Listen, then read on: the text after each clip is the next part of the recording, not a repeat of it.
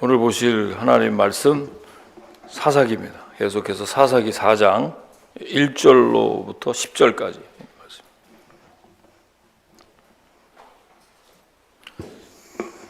스크린 참조하시고 또 성경책 갖고 계신 분들은 번갈아 우리 한번 읽어보겠습니다. 에훗이 죽으니 이스라엘 자손이 또 여호와의 목전에 악을 행하매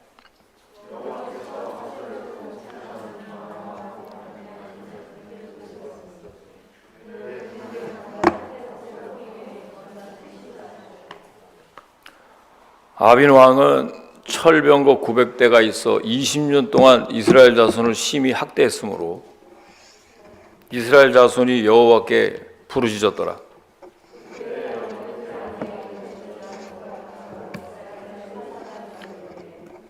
그는 에브라임 산지 라마와 베델 사이 드보라의 종려나무 아래 거주하였고 이스라엘 자손은 그에게 나아가 재판을 받더라.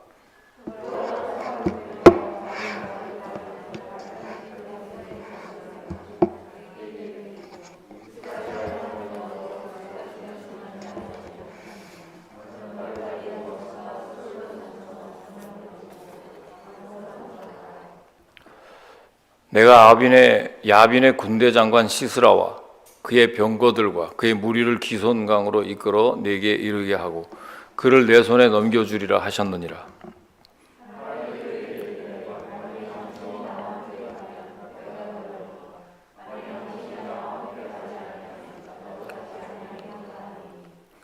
이르되 내가 반드시 너와 함께 가리라. 그러나 내가 이번에 가는 길에서는 영광을 얻지 못하리니 이는 여호와께서 시스라를 여인의 손에 파실 것임이라 하고 드보라가 일어나 바락과 함께 게데스로 가니라.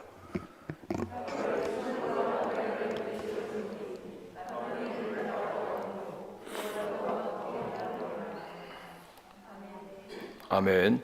16절도 한번 읽어봅니다. 16절 말씀 시작. 바락이 그의 병거들과 군대를 추격하여 하롯의 hak고임에 이르니 시스라의 온 군대가 다 칼에 엎드려졌고 한 사람도 남은 자가 없었더라. 오늘은 사사기 4장에 있는 말씀 가지고 사사 드보라라는 제목으로 주일 말씀을 선포하겠습니다. 지난주에 이어서 오늘도 계속해서 사사기를 강의하는데 3대 이제 그를 지나서 4대 사사인 이제 그 드보라는 여자입니다.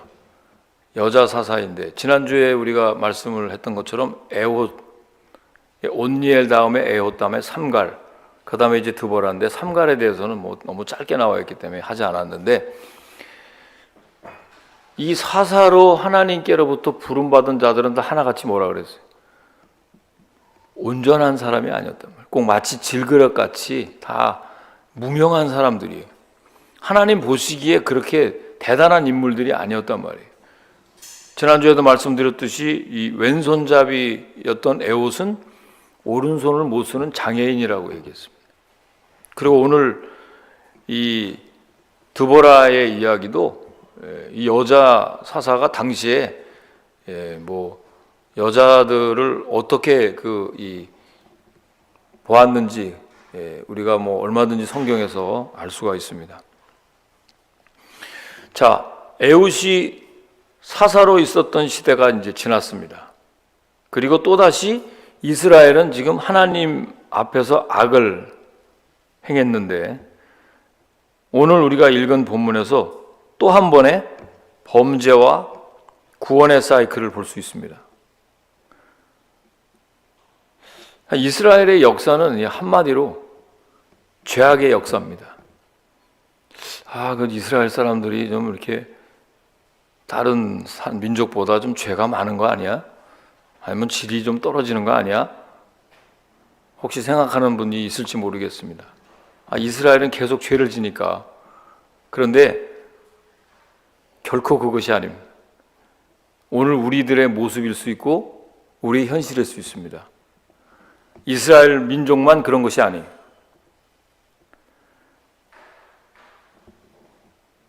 자, 본문의 첫 번째로 눈길을 끄는 대목은 이 3절 말씀입니다. 1절 말씀 한번 볼까요? 에옷이 죽으니 이스라엘 자손이 또 여호와의 목전에 악을 행하며. 영어 성경으로 보니까 again the Israeli did evil in the eyes 이렇게 나갑니다. 또 again, 즉 지금 짓고 있는 죄는 처음 짓는 일이 아니라, 생소한 일이 아니라 이미 과거에도 그랬던 것처럼 지금 계속되고 있다는 말입니다. 자, 지난 80년 전에 에옷 선지자 때도, 더 거슬러 올라가면 120년 전 첫 번째 사사인 온니엘 때도 행해졌던 그 죄악이 지금 새 시대에 와서도 여전히 또 재현되고 있다는 것입니다. 변함없이 반복되는 이 죄악의 역사는 이 모든 세대가 은혜를 받지 않으면, 은혜가 아니면 살 수 없다는 것을 단적으로 우리에게 보여주는 것입니다. 여러분, 은혜로운 삶을 살지 않으면 나도 마찬가지로 지금 죄악 가운데 있다는 것은 분명한 사실입니다. 부인할 수 없습니다. 죄를 지은 이스라엘에게 하나님은 이제 가나안 왕 야빈의 손을 들어서 이번엔 징계를 내리십니다.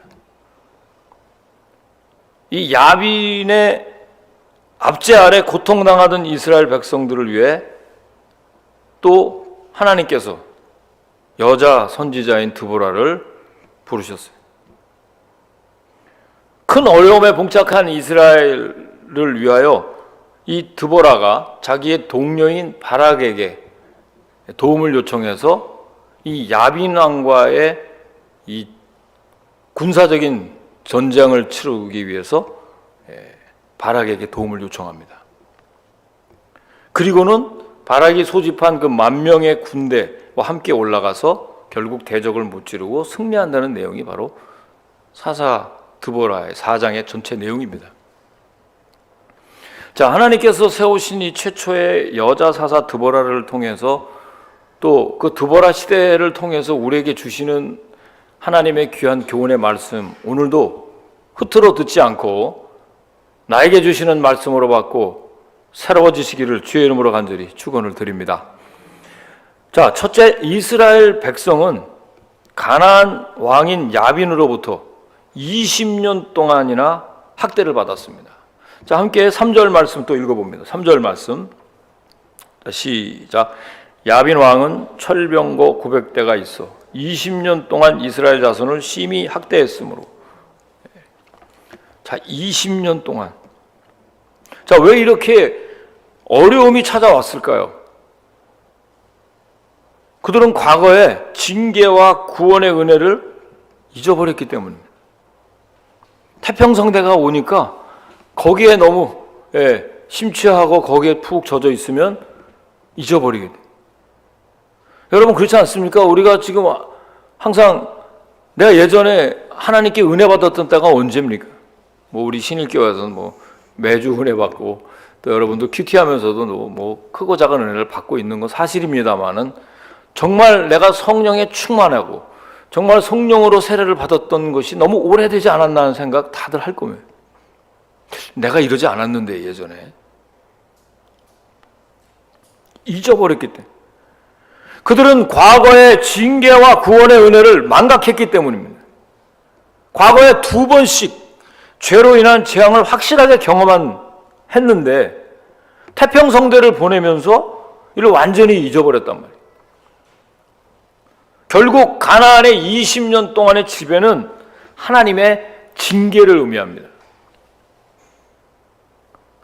지금 여러분들이 겪고 있는 여러 크고 작은 삶의 위기가 하나님의 징계일 수가 있다는 사실입니다. 오늘 우리가 처하고 있는 이런 많은 현실적인 문제와 여러 가지 되어오는 이 시대의 징조가 하나님의 징계일 수가 있다는 것입니다. 사랑하는 성도 여러분, 사사시대는 한마디로 어떤 모습으로 나타난, 지난주에 말씀드렸는데, 그때에 이스라엘의 왕이 없으므로 사람이 각기 자기 소견에 오른 대로 행하였더라. 전능하신 하나님이 그들의 왕이셨지만 그들은 하나님만을 바라보지 않고 우상을 숭배하면서 하나님을 떠났다는 것입니다. 여러분 삶에 하나님이 없는 사람들은 자기의 소견대로 사는 것입니다. 자기 생각대로, 자기 지식대로, 자기 사고대로, 자기의 그 어떤 그 이념대로 살지 않습니까? 계속해서 그 변함없이 그때마다 하나님께서 그들을 징계하셨어요. 오늘 본문도 새로운 시대가 시작될 때마다 나오는 전형적인 또 서론입니다. 오늘 아침에 제가 어제 말씀 준비하는데 저희 집에서 또 사사기예요. 사사기가 뭐 비슷한 건데 아마 좀 은혜가 덜 됐는지 또 사사기 하냐 그래서 아무 얘기도 없이 또 사사기 한다. 제가 그렇게 대답했습니다. 아주 전형적인 그 서론이 최초의 여자 사사인 드보라가 등장하기 이전인 이스라엘의 두 번째 사사였던 에훗의 시대에도 똑같은 일이 있었어요. 한번 가볼까요? 사사기 3장 12절 말씀에 가보면 3장 12절에 가보면 Again, the Israelites did evil in the eyes of the Lord. 또 그렇게 나와요. 이스라엘 자손이 또 뭐예요? 또 여호와의 목전에 악을 행하니라. 같은 본문 같지 않아요? 그때는 누구 손에 하나님이 또 붙이셨어요? 이 모압이라는 아주 또 강한 그 족속에게 또 침략을 받게 해가지고 큰 환란에 빠지게 합니다. 그 고통을 받을 때 또 하나님께서 사사인 에훗을 세워서 평온을 되찾아 주신 것을 우리가 기억합니다. 지난주에 했는데도 에훗이 누구냐? 나는 이상하게 그 한국말이 아니고 이상하게 에옷이나 뭐 삼갈 뭐 이런 거 나오면 기억이 안 되는. 기억하십니까, 여러분? 아멘 하실 거예요. 지금 얘기하니까 생각이 나네요. 아무 생각 없이 지나다가.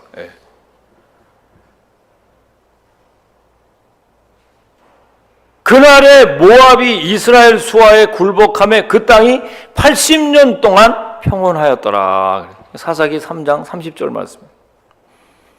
그러니까 역경 속에서는 부르짖다가도 평안함이 오면은 다시 범죄하는 이 이스라엘 백성들의 모습을 한번 보면 하나님께서 우리에게 은혜를 주시면 그 은혜에 감사해서 더 굳건한 신앙을 가져야 됩니다. 아멘이십니까? 감사하면서 더 은혜가 깊어지고 더 영성이 깊어지고 이 성경에 대한 어떤 그런 깊은 영성의 사람이 되어야 됨에도 불구하고 어찌된 일인지 꼭 그 반대의 모습으로 나타난다는 거예요. 하나님은요 타락한 이스라엘 백성을 그대로 방치하지 않으십니다. 곧장 가나안을 일으켜서 철저히 징계하시는데 요한계시록 3장 19절 말씀에 볼 것이면 무릇 내가 사랑하는 자를 책망하여 징계하노니 그러므로 네가 열심을 내라 회개하라고 말씀하셨어요. 여러분 하나님께서 징계하시는 것은 이스라엘 백성들을 사랑하시기 때문입니다. 여러분 아멘이십니까? 유대인들에게 전해 내려오는 그 이야기를 모은 탈무드에 보면요 하나님께서는 결코 양손으로 때리지 않으신다라는 말이 있어요. 그 말은 하나님께서 그의 백성들을 징계하시되 다른 한편으로는 사랑으로 감싸주신다는 것입니다. 그렇습니다. 하나님께서 우리의 죄를 그냥 간과하실 만큼 무작정 사랑하시는 분이 아니십니다. 그냥 죄를 봐도 그냥 지나치지 않으신다는 것입니다. 여러분 우리 사랑하는 자녀들 다 너무 사랑하기 때문에 한 손으로만 그냥 사랑하기 때문에 나부리로 두니까 다 어떻게 돼요? 버르장머리가 없어지고 다음에 칠서가 없어지고 나중에는 나한테 해준 게 뭐가 있냐고 그리고 나중에는 참 나는 쟤한테 잘해준 것밖에 없는데 저렇게 애가 이상하게 삐뚤어졌다고. 삐뚤어지긴 자기가 그렇게 가르치고 난 다음에 뭘 삐뚤어져요. 징계가 없기 때문에 그런 거예요. 양손으로 아이들을 길러야 됩니다. 사랑과 징계가 동시에 있어야 될 줄로 믿습니다. 이거 성경적인 원리입니다.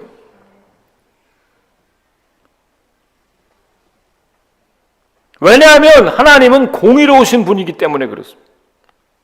여러분, 세상에서도 교통을 위반하면 티켓을 받습니다. 여러분, 파킹 아무데나 대고 소방 돌아야 돼요. 왜냐면 파킹할 데도 없어서 아무데나 대. 티켓 딱 먹으면 여러분 기분이 어때요? 기분 안 좋죠. 또 음주운전하면 드라이브스 라이선스가 리복됩니다. 취소됩니다, 면허. 저희 교회 나오셨던 집사님이신데요. 그분이 이제 롱아일랜드에 사시는 분이었었는데 한 번은 계속 이렇게 플라싱해서 보여요. 그분이. 집사님, 왜 이렇게 여기 자주 오세요? 식사하러 오셨나요?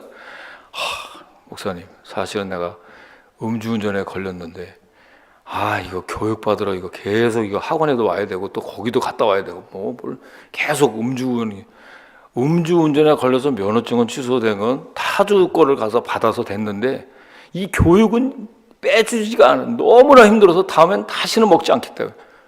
그러더니 또 잡수세요. 이건 뭐 어떻게 할 수가 없는 거예요. 요새 어떻게 안 걸리십니까? 그때는 재수가 없어서 그랬대.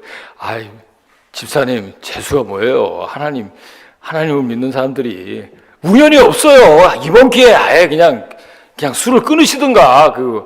이건 만나는 사람들마다 술 먹고 그냥 운전하네. 뭐 그렇게 운전하고 가다가 그냥 정말 재수가 없어서 걸렸어요. 끝까지 재수가 없대. 세상에서도 교통을 위반하면 티켓을 받고 그런 아픔을 겪는데 그렇게 하는 이유가 뭘까요? 당국에서, 시에서, 정부에서 하는 이유가 그런 티켓을 줌으로 인해서 앞으로 교통법규를 어기지 않도록 하는 것입니다. 그게 목적이죠. 벌을 주는 게 목적이 아니란 말이에요. 티켓 주는 게 목적이 아니에요. 우리 교회가 여기 지금 일주일에 한 번씩 그 쓰레기를 내가는 거 내가 컨트랙을 했어요. 근데 요 앞에 지금 저 교회에다가 노랑 딱지를 붙이라고 그러더라고요. 그래서 그거 왜 붙이냐? 그랬더니 그걸 안 붙이고 우리가 가베지 바깥에 내놓으면 이 시에서 우리한테 티켓 준다는 거예요. 그러니까 우리가 이 프라이빗 세니테이션에서 가져간다는 거, 이 표시를 하면 걔네들이 티켓 안 준다는 거예요. 거기다 놔두면. 그러니까 모든 게 그냥 지나가는 게 없어요. 세상의 법도 대가를 치르는데 하물며 하나님께서 어떻게 하시겠습니까? 사랑하는 자녀들을 뻔하게 지금 죄를 짓고 있는데 하나님을 이탈해가지고 하나님 없이 자기 마음대로 자기 의견대로 자기 생각대로 살아가는데 당연히 사랑의 매를 드시는 것입니다. 여러분, 이거 여러분 우리가 인정해야 돼요. 하나님께서는 이 시대에 향해서도 동일하게 징계하십니다. 여러분, 지금 일어나는 일들 보십시오. 여러분, 한 번도 경험해보지 못한 이 팬데믹도 여러분 그냥 일어나는 것이 아니에요. 허리케인 아이다가 여러분 한 번도 우리가 아니 저희 집에 갑자기 지하실에 물이 막 갑자기 들어오는 거야. 막 수요예배 끝나고 집에 가서 비가 엄청 와가지고 그날 많이 왔나 보다 그러고 집에 가서 피곤해서 자고 있는데 우리 지하실에 사는 룸메이트가 목사님 큰일 났습니다. 밑에 지금 물이 들어와 1시에 일어나가지고 보니까 막 내려간 물이 그냥 막 바켓으로 그냥 저 친구는 나한테 리포트만 했지 치우는 거는 현치 않아요. 내가 내려가서 그냥 바켓으로 8박스를 계속 물 빼고 있는데 우리 집사람은 그렇게 아프면서도 내려와가지고 역시 사모는 사모예요. 하여간 치는 거 보면 어디서 또 그 아픈 사람이 힘이 나는지 하여간 제일 많이 또 청소하는 거예요. 그래서 저는 그랬어요. 도대체 이 새 집으로 렌트를 왔는데 나는 이렇게 고난이 끊이지가 않냐. 도대체 편안한 집에서 살고 말씀만 묵상하게 해주지 교인들이 이거 또 물 새는 대로 또 이게 그래서 그래서 알고 보니까 TV를 봤더니 주인 빨리 오라 그래. 주인이 빨리 왔어요. 주인이 와가지고 우리가 또 컴플레인 건 할 줄 알고 그랬는지 자기 롱아일랜드에서 역까지 오는데 이 비가 와고 자동차가 거꾸로 쓰고 막 이걸 막 그냥 동영상으로 보여주는 거예요. 그래서 이거 어디서 찍은 동영상을 갖고 친구한테 보여주나 그랬더니 TV를 틀어봤더니 지금 난리가 난 거예요. 그건 아무것도 아니에요. 우리 집은 아무것도 아니에요. 전부 다 기생충 영화에 나오는 전부 막 반 이상씩 찬 집들이 막 태반이에요. 지하실은. 특히 지역이 낮은 지역에서는 막 물이 막 엄청 내려와요. 여러분, 뉴욕에 제가 이민 와가지고 40년 가까이 가는데요. 그런 일이 한 번도 없었어요. 시대의 징조를 봐도 그래요. 이거 하나님의 징계일 수도 있어요. 인간의 바벨탑을 쌓고 사람들이 모든 걸 다 할 수 있다. 난 내가 모든 걸 할 수 있어 라고 바벨탑 쌓고 있는데 하기는 뭘 해요? 예? 하나님께서 한번 이렇게 우왕좌장창 하면 물 한번 내리면 난리가 나니.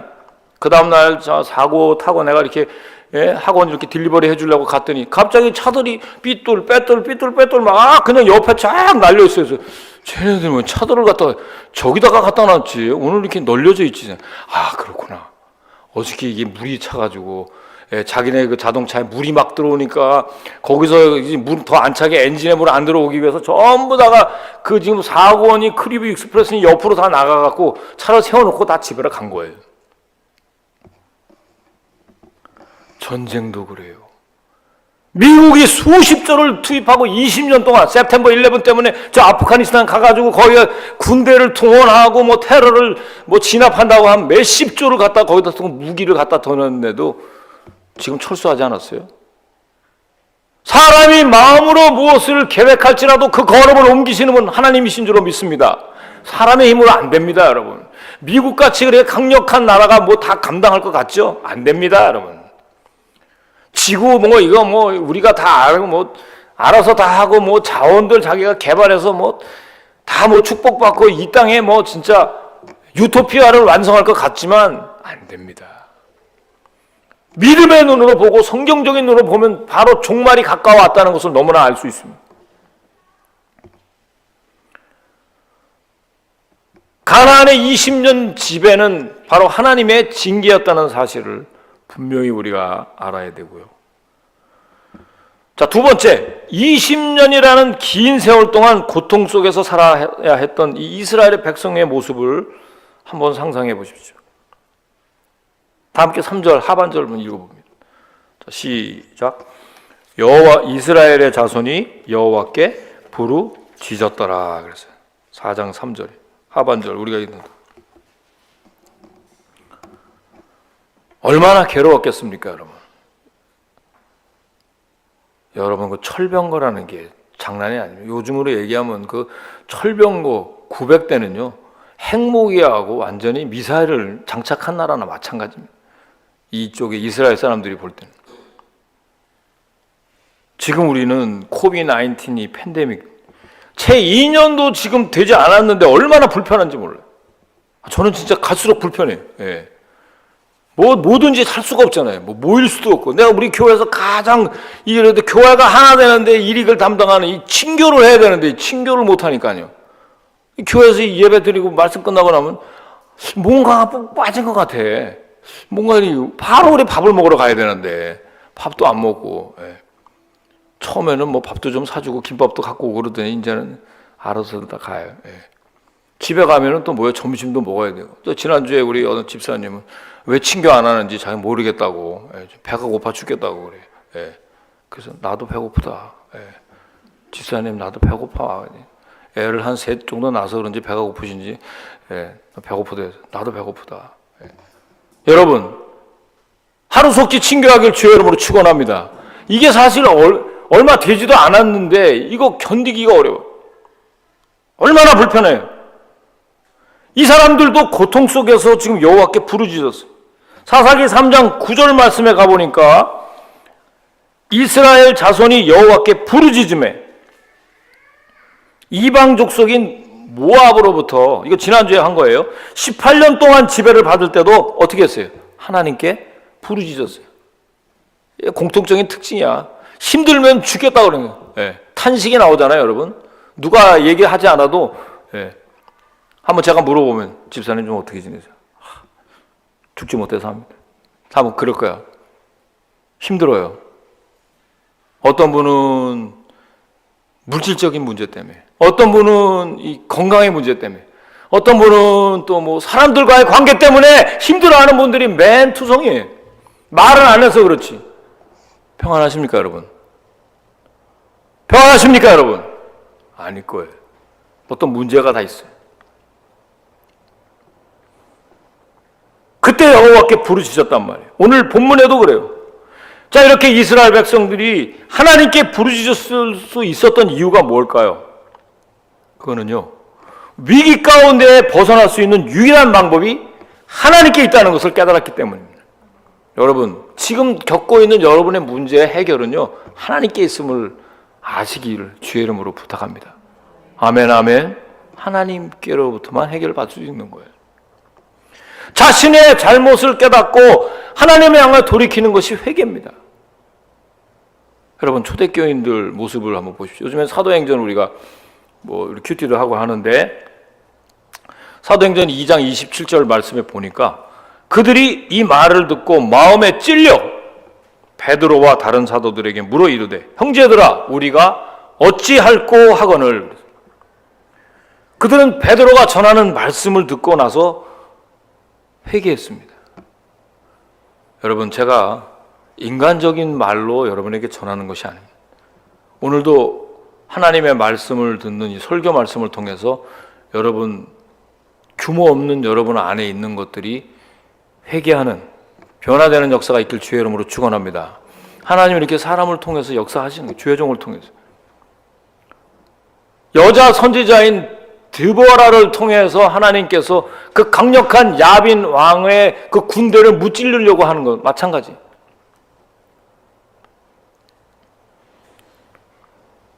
회개하면 하나님께서 모든 죄를 용서해 주십니다. 사랑하는 성도 여러분, 사랑이 많으신 하나님을 붙잡으십시오. 회개함으로 참된 회복을 경험하는 거예요. 우리가 은혜 가운데, 성령 충만한 가운데, 평강 가운데 살기를 다 원하는데, 그 바로 전초전이 뭐예요? 회개하는 거예요. 그래서 회개는 축복이에요. 우리가 잘 알고 있는 가룟 유다는요, 분명히 예수님의 12 제자 중에 한 사람이었어요. 그 예수님의 제자가 되는 영광을 누렸습니다만 그 후에 이 돈의 미혹에 넘어갔는데, 여러분, 돈에 대한 유다의 욕심은 어떤 결과로 이어졌냐면, 그 성경 말씀 보니까 난 또 새롭더라고요.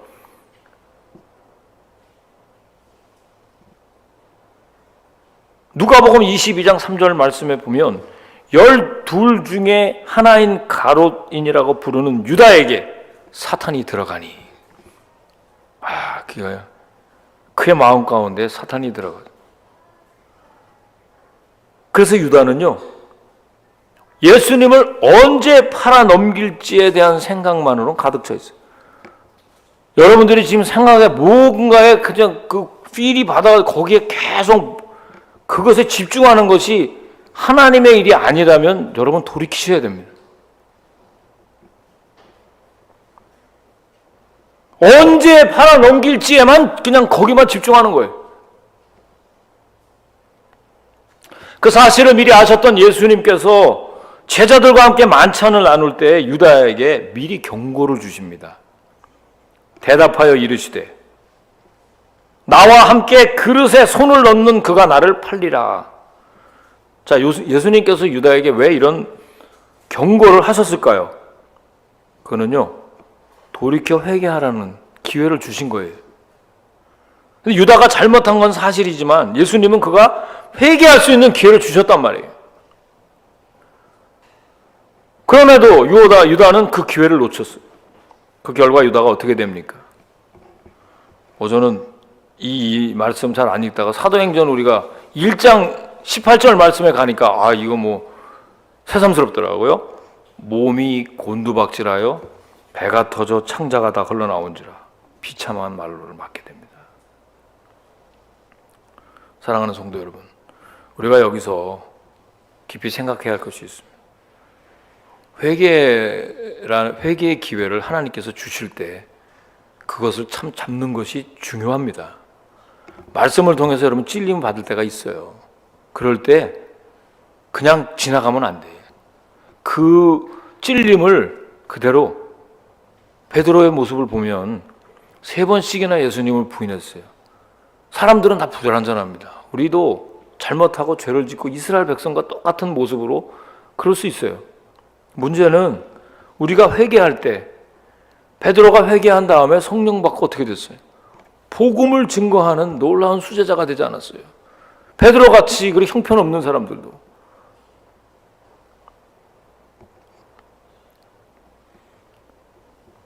이스라엘 사람들이 어려울 때 하나님께서 징계를 주시는 목적은 여러분들을 사랑하시기 때문에 다시 하나님의 형상을 회복하라는 뜻으로 우리에게 주시는 징계입니다. 조금 더 인내하시고 하나님께로 바로 돌이켜서 하나님 형상을 회복하시길 주의 이름으로 축원합니다. 축원합니다. 그럴 때 여러분 가정에 다시 하나님의 은혜가 넘치는 것이고 여러분 삶에 다시 활력이 일어나는 거예요. 자, 마지막으로 세 번째, 이스라엘 백성들이 하나님께 이제 부르짖었을 때 무슨 일이 일어납니까? 하나님께서 사사인 이 드보라를 세우시고 그녀를 통해서 가나안의 장수였던 야빈의 바로 직속 장수였던 시스라의 온 군대를 엎드려지도록 하셨단 말이에요. 이게 뭘 말합니까? 이건 위기가 극복됐다는 것을 말씀해 주는 거예요. 사랑하는 성도 여러분, 이스라엘 백성이 하나님 앞에 회개했더니 그들 앞에 실제했던 모든 문제들이 하나씩 해결되기 시작했다. 여러분 지금 이 첫 단추를 잘못 껴가지고 하면요, 다시 첫 단추 올라가서 풀어야 이게 다시 똑바로 이게 매듭이 지어지는 것입니다. 자꾸 이거를 이렇게 피려고 하면 안 되는 거예요. 이 단추가 여러분 잘못 껴져 있는데 그냥 자꾸 이 셔츠만 내리면 되는 게 아니에요. 자꾸 임시방편으로 무슨 일을 하려고 해요. 이걸 다시 풀어야 됩니다, 여러분.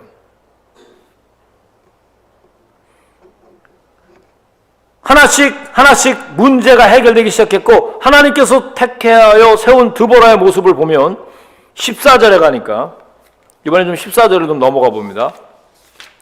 14절 말씀에 보니까 드보라가 바락에게 이르되 일어나라, 이는 여호와께서 시스라를 내 손에 넘겨주신 날이라.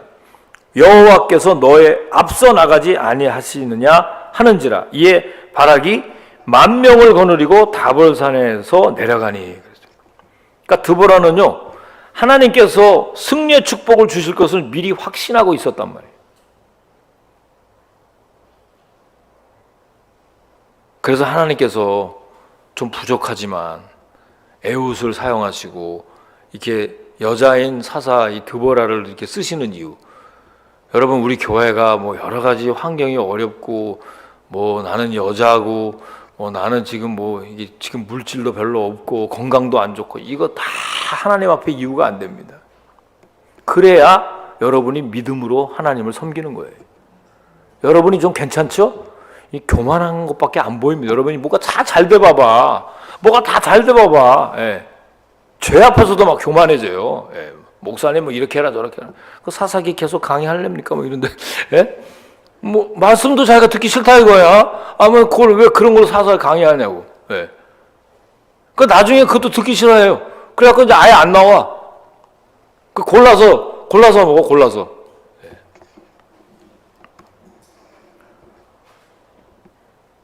지금 바락에게 찾아가서 드보라가 일어나라고 담대하게 명령을 했어요.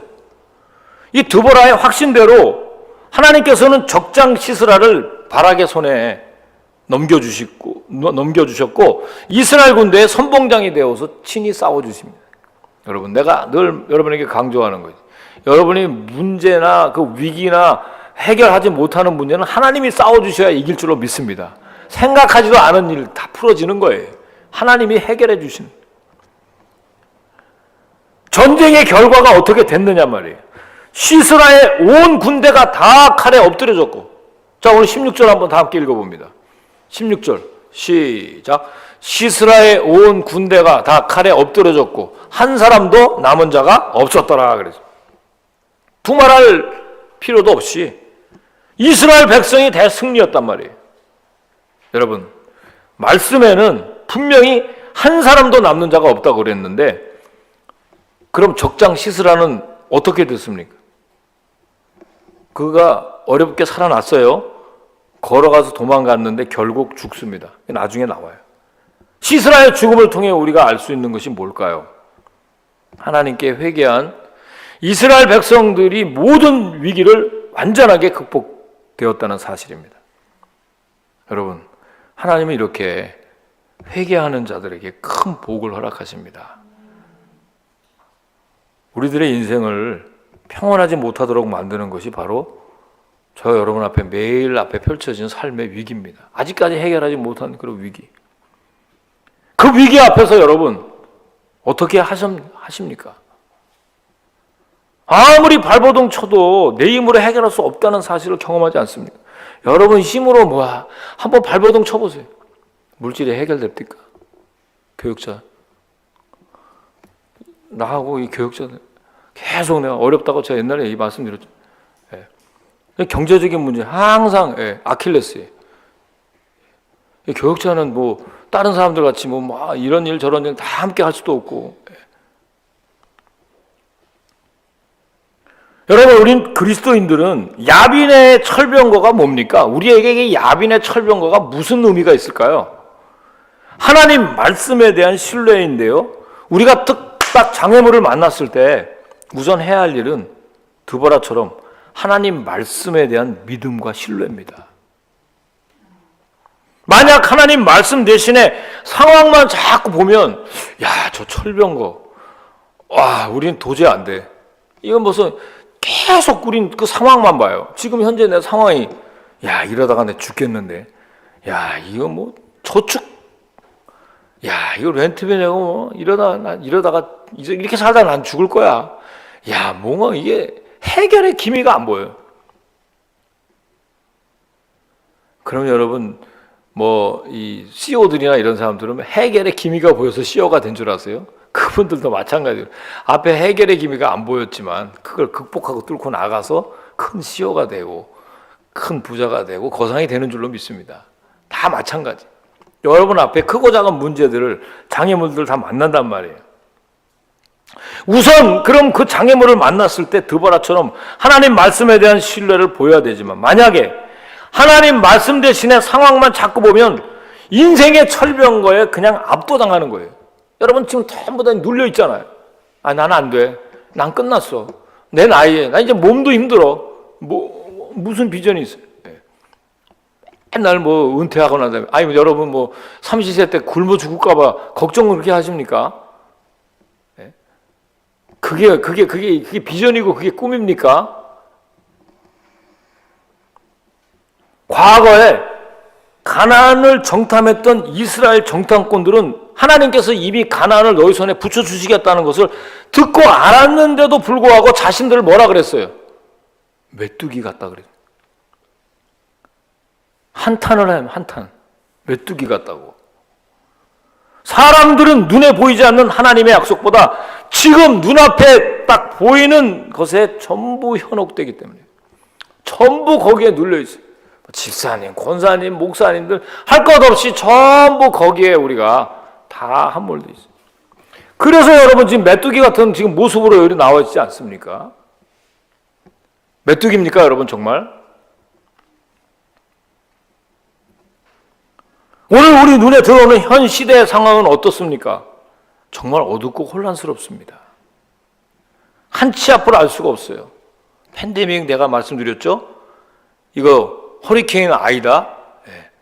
아니 뉴욕에서 어떻게 그렇게 장대비가 나와서 내가 자동차 운전을 못할 만큼 수요일에 그때 내가 9시 반에 집에 들어가는데 참 저는 막 그냥 그렇게 릴레가 앞에 그냥 물이 그렇게 가득 찼길래 제 차가 또 4x4에서 또 운전 잘한다고 교만해서 또 그걸 또 SUV니까 확 이 차 힘 좋네 그러고 그냥 막 지나갔는데 지나가고 난 다음에 다른 차들 얼마나 고생했는지 난 몰랐어요.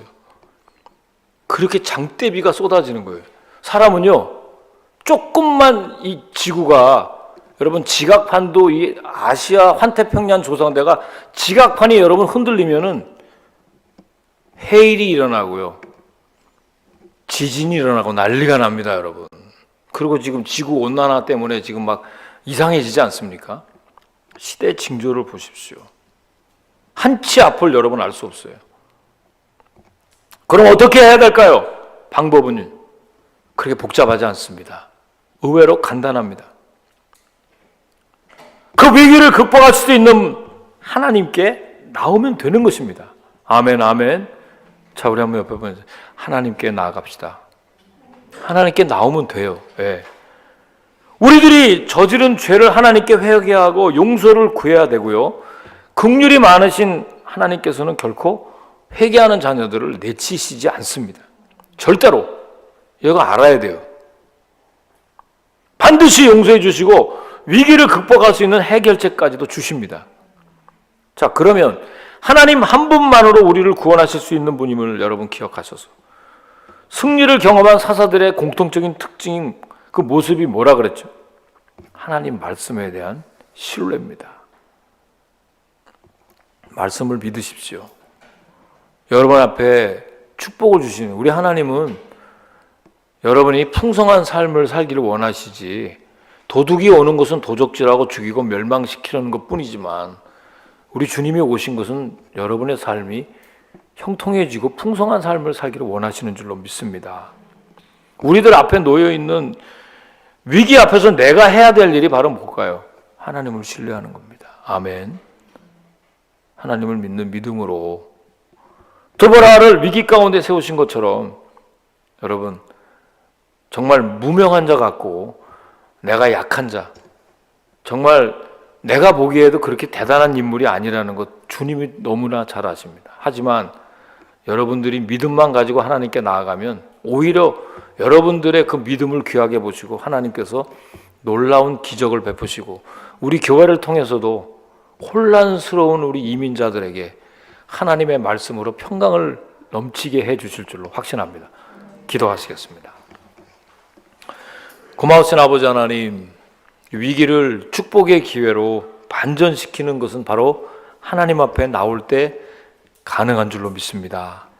그럼에도 불구하고 저희들 교만하고 또 너무 자고해서 하나님의 징계를 가볍게 받고 주님 앞에 온전히 회개하지 못하는, 그러므로 인해서 계속해서 그 위기가 극복되지 못하는 일을 반복하는, 또 어게인 참으로 연약한 모습 고백하지 않을 수가 없습니다. 오늘 사사기를 통해서 우리에게 주시는 말씀 꼭 붙잡고 사랑하는 자마다 하나님께서 징계하신다는 사실을 믿음으로 받고 주님 앞에 철저히 하나님 형상을 회복할 수 있도록 돌이키게 하시고 우리의 모든 문제를 해결해 주시는 하나님께 나아갈 때 위기가 극복될 줄로 믿습니다.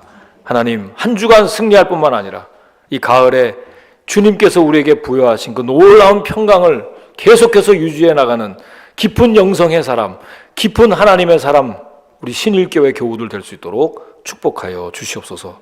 감사드리며 예수님의 이름으로 기도드리옵나이다. 아멘. 준비하세요.